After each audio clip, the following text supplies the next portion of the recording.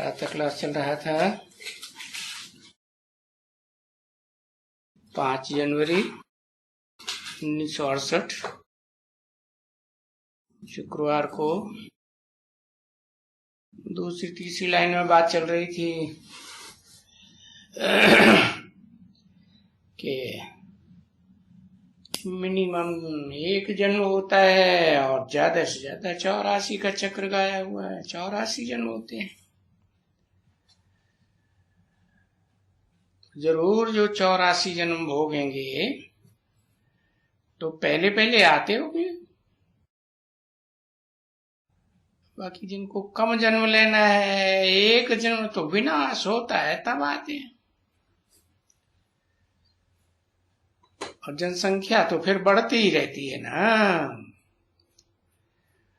तो वो बाकी एक जन्म 2 जन्म आते हैं। बाकी कहाँ रहते हैं? शांति धाम में रहते हैं, आत्मलोक में पड़े रहते हैं। तो ये बुद्धि में याद करो। तो शांति धाम जहां हम आत्माएं रहते हैं, तो हम आत्मा का स्वधर्म ही है शांत। पीछे है सतयुग सुख की दुनिया, उसमें सुख भी है तो शांति भी है। बाकी बाद में होता है दुख। तो अभी बाप आकर समझाते हैं, इस दुख की दुनिया से छूटना है शांति चाहते हो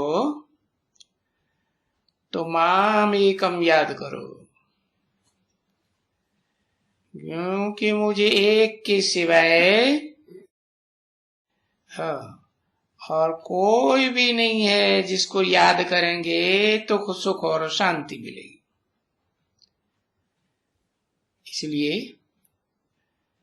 देह के सभी धर्मों को छोड़ो, हिंदू मुसलमान हूं, सिख हूं, ईसाई हूं,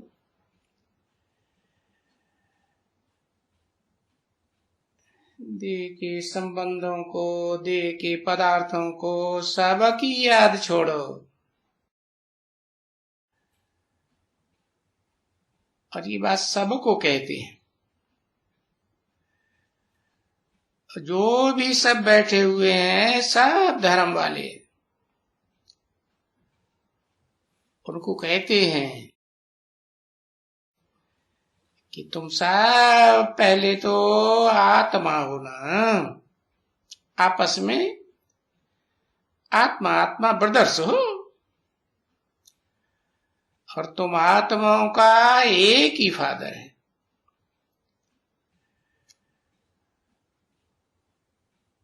तुम जो बैठे बैठे समझे हुए हो कि हम तो देह हैं, अरे नहीं, तुम तो अविनाशी आत्मा हो, देह तो विनाशी है। तो जो अविनाशी आत्मा आत्मा आपस में ब्रदर्स हैं, तो उनको फिर बाप से इनहेरिटेंस चाहिए, है ना। तो अविनाशी आत्माओं का अविनाशी बाप आकर के इनहेरिटेंस देते हैं। तो देखो, पहले भी तो ये इनहेरिटेंस दिया है ना।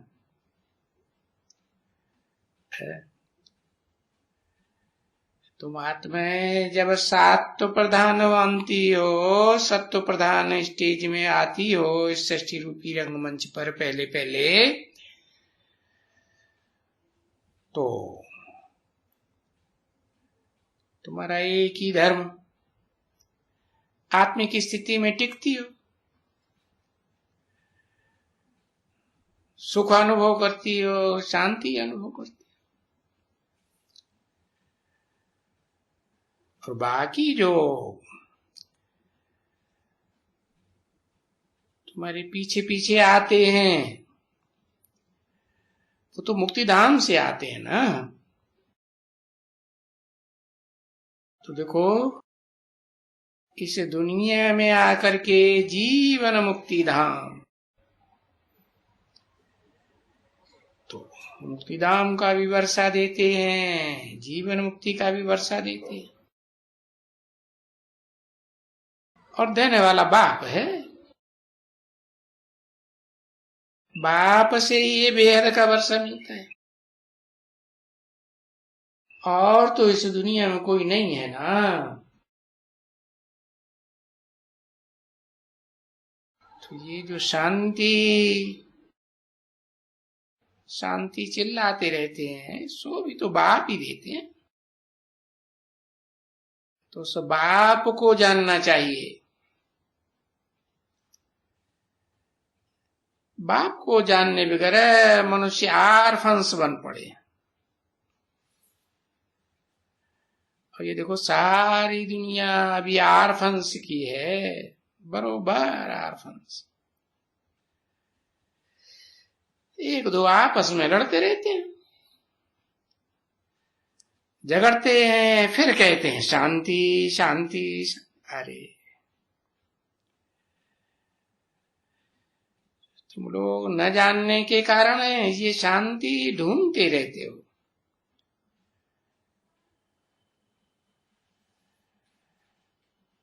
अभी शांति कहाँ से मिलेगी, किससे मिलेगी, कब मिलेगी, कब थी, ये सब बात जानने के लिए तीसरा नेत्र ज्ञान का जरूर चाहिए। समझे ना।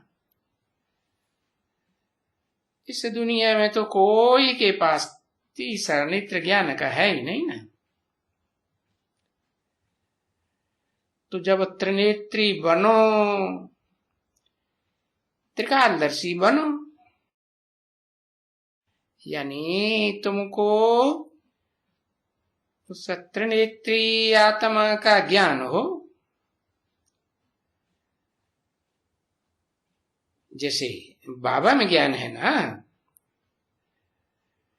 तो जानते हो कि बाबा में आदि मध्य अंत का इस सृष्टि का ज्ञान है ना। तो आकर के हम बच्चों को देते हैं। तो पहले पहले तो बाप को जानना चाहिए। और बाप को न जानने के कारण ये सब बच्चे निर्धन के बन पड़े। इसलिए सभी आपस में लड़ते झगड़ते रहते हैं। समझे ना। कई तो बोलते हैं आओ हमारे साथ लड़के देखो, शास्त्रवाद करो।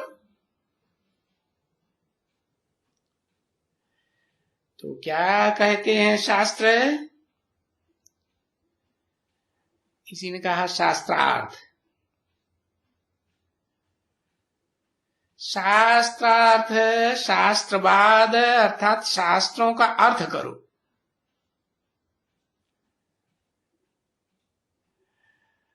अभी देखो यहां तो कोई शास्त्रों के और शास्त्रों के अर्थ की बात ही नहीं है।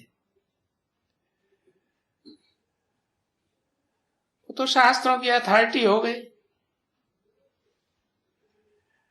हाँ, और ये किस बात की अथॉरिटी है बाप?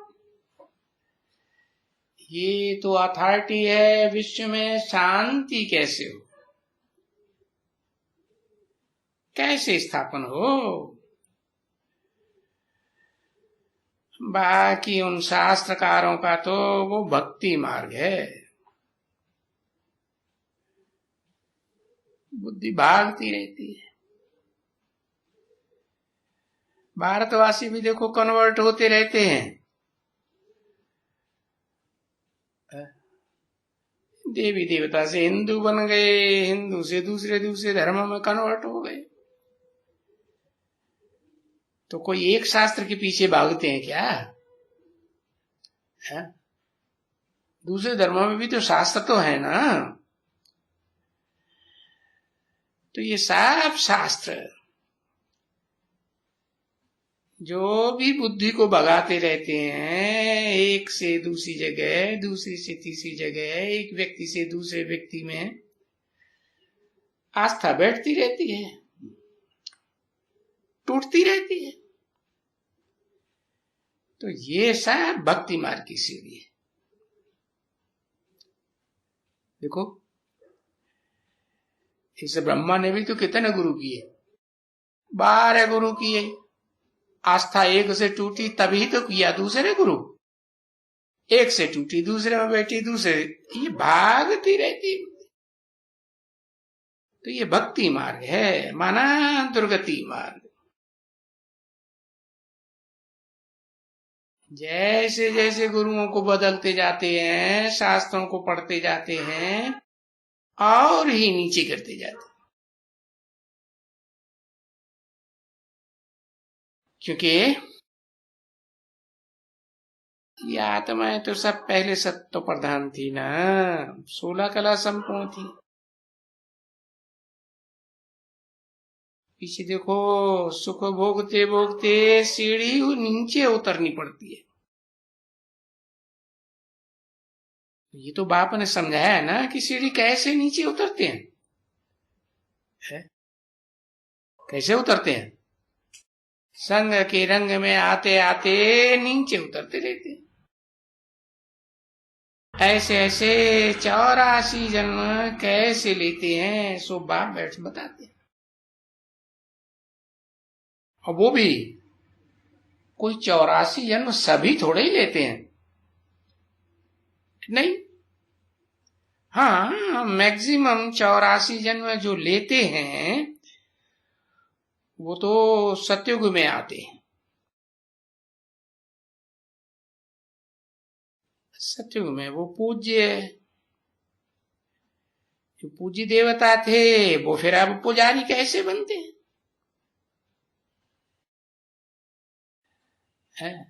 ऐसे भी नहीं है कि बाप पूज्य है और वो पुजारी होते हैं, नहीं। बाप तो समझाते हैं कि बच्चे, पूज्य बन करके तुम बच्चे पुजारी बनते हो।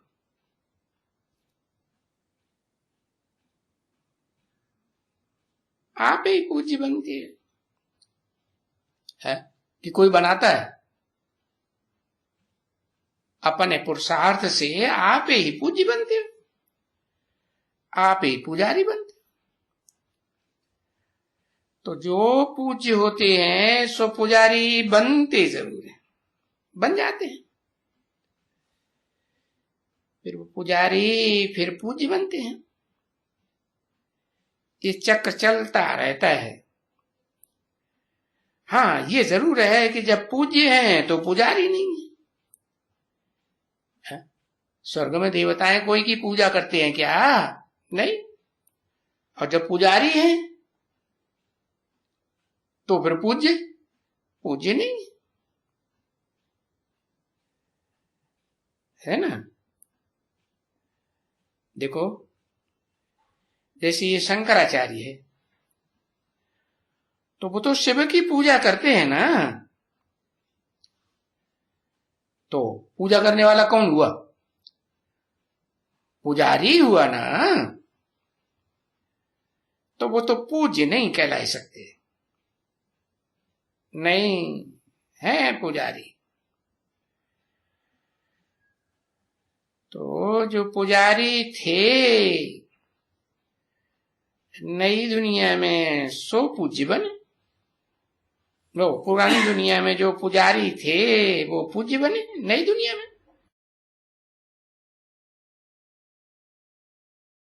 जब बाप आवे तभी पूज्य बनावे, क्योंकि पुजारी होते हैं तमो प्रधान या तो रजो प्रधान होते हैं। बाकी जो सत्व प्रधान होते हैं वो तो पुजारी नहीं कहेंगे, क्योंकि वो सत्व प्रधान तो पूज्य होते हैं। तो सतो और सतो प्रधान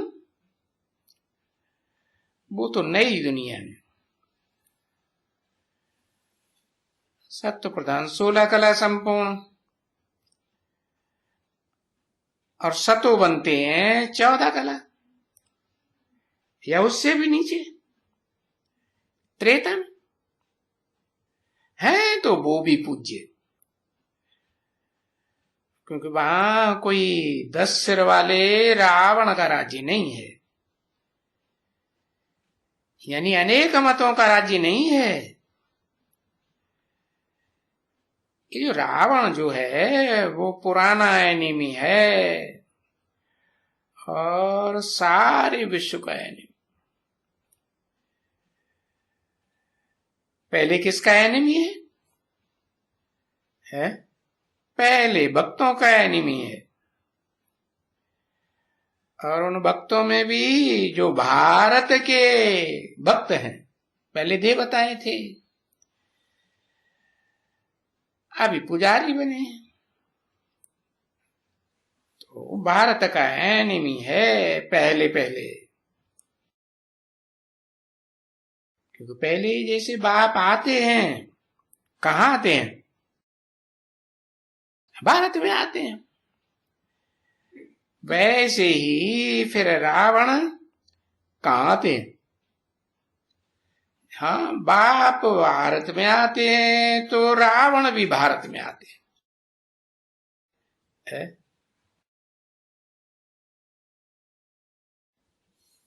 पहले भारत, तो देखो दूसरे देशों में रावण को नहीं जलाते हैं, भारत में ही रावण को जलाते हैं, क्योंकि आते ही हैं भारत में। और शिव भी यहीं आते हैं, रावण भी यहीं आते हैं। अब ये है कि रावण ऐसा कोई 10 सिर वाला मनुष्य तो नहीं है। कोई ऐसा 10 सिर वाला मनुष्य होता है क्या? अगर होता तो उसकी वंशावली में भी होता। चलो 1-2 सिर वाला होता, वो तो होता ही नहीं। तो वो तो 5 विकार हैं, और सिर्फ वो 5 विकार स्त्री के नहीं या पुरुष के नहीं, दोनों के। वो देवभान किसमें? स्त्री में देवभान जास्ती, और पुरुषों में काम क्रोध लोभ मोह अहंकार जास्ती। तो देखो इन दोनों को मिलाकर रावण कहा जाता है। तो अभी इस राज्य में, इस दुनिया में रावण का राज्य, क्योंकि रावण को देखते तो हो ना, कितना बड़ा बड़ा बनाते हैं। क्यों? क्योंकि देहभान बहुत है, तो देहभान को बड़ा दिखाने के लिए यादगार में रावण को बहुत बड़ा दिखाया जाए और राम को छोटा दिखाते हैं। तो देखो देही अभिमानी तो सिर्फ एक बाप ही आकर के बनाते हैं ना, बाकी तो सब देह अभिमानी।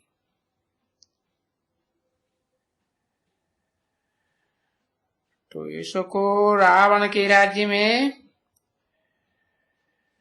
जो तुम बोलते हो शांति कैसे स्थापन हो, वो शांति कैसे स्थापन हो, सो अभी राम बाप आए हैं ना, उस परम पिता परमात्मा को ही राम कहेंगे ना। है 2 शब्द क्यों जोड़ दिए? क्योंकि परम पिता शिव आत्माओं का बाप, और वो भी योग कैसे सिखाएंगे? योगियों का ईश्वर है कि ज्ञानियों का ईश्वर है? अखूट ज्ञान का भंडारी है ना। तो वो परमपिता इस सृष्टि में आकर के जो सूर्यवंशी राम गाया हुआ है ना, तो वास्तव में वो राम ही सूर्य का टाइटल लेता है। बाप का बच्चा है ना, तो बच्चे को बाप का टाइटल मिलता है ना। तो शास्त्रों में भी लिखा हुआ है, गीता में लिखा है ना कि भगवान बाप आते हैं, वो पहले पहले किसको ज्ञान देते हैं? सूर्य को देते हैं। नाम रख दिया है विवस्वत, तो उसे राम कहेंगे ना। जो बताते भी हैं, रम्यते योगिनो यस्मिनेति राम, जिसमें योगी लोग रमण करते हैं, खेल खेलते हैं, खुश होते हैं, तो उनको राम कहेंगे। तो ऐसे नहीं सिर्फ परमपिता कहेंगे तो राम नहीं, परमपिता और परमात्मा। तो वो आकर के राम राज्य स्थापन करते हैं, उसको कहा जाता है ईश्वरीय राज्य, राम राज्य। भाई नया हेवनली गॉडफादर ने हेवन स्थापन किया। 5/1/1968 की प्रातः क्लास का 4था पेज,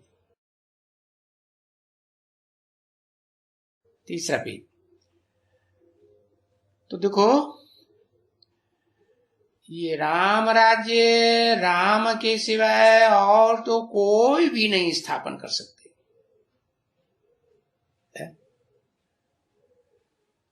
वो देखो, कहते हैं अयोध्या में राम राज्य था, तो उन्होंने वो गांव का नाम रख दिया अयोध्या है, और राम का मंदिर बनाए रहे। अरे अब राम का मंदिर, राम का घर राम ही बनावेंगे ना, कोई दूसरा बनावेगा? और दूसरा बनावेगा तो शांति स्थापन हो जाएगी। अरे ये तो अशांति ना। तो देखो, दूसरा कोई भी नहीं स्थापन कर सकते हैं, और हेवन में ही शांति रहती है। नाम क्यों हेवन रखा? क्योंकि रावण को विन करते हैं, जीत लेते हैं। तो देखो, क्यों जीतते हैं? क्योंकि रावण के राज्य में अशांति है, राम के राज्य में शांति सुख। इन बातों को समझने में मुझने की तो कोई बात नहीं है, मुझने की दरकार ही नहीं है। और यहां कोई ढूंढने से थोड़ी ही शांति मिल जाएगी। न कोई मनुष्य बता सकते हैं कि भाई विश्व में शांति कैसे हो। नहीं, मनुष्य तो सब तमो प्रधान। इस समय में खास, जब इस दुनिया का विनाश सामने खड़ा है, सभी तमो, सारी दुनिया तमो प्रधान। तो दुनिया ही तमो प्रधान है तो कैसे होंगे यहां रहे हैं? तमो प्रधान ही होंगे। तमो प्रधान दुनिया में सब तमो प्रधान, और सत्व प्रधान दुनिया में सब सत्व प्रधान। तो इसलिए ये तो बाप का ही फर्ज है कि वो सुख शांति की दुनिया स्थापन कर रहे है। तो उसके लिए ये जो अनेक धर्म हैं, आपस में लड़ रहे हैं, अशांति फैल रही है, तो जैसे गीता में तो लिखा हुआ है ना, तो बाप भी कहते हैं क्या, जैसे गीता में लिखा है सर्वधर्मान परित्यज्य, सब धर्मों को छोड़ो। ऐसे नहीं कि द्वैतवादी द्वापर के आदि में ही सब धर्म आ जाते हैं, नहीं, कलयुग के अंत तक सब धर्म आते रहते हैं। जब सब धर्मों का जखीरा इकट्ठा हो जाता है तब बाप कहते हैं इन सब धर्मों को छोड़ो। अब इन सब धर्मों का विनाश होने का है, इसलिए छोड़ो। और यहां तो अब एक धर्म की स्थापना होनी है।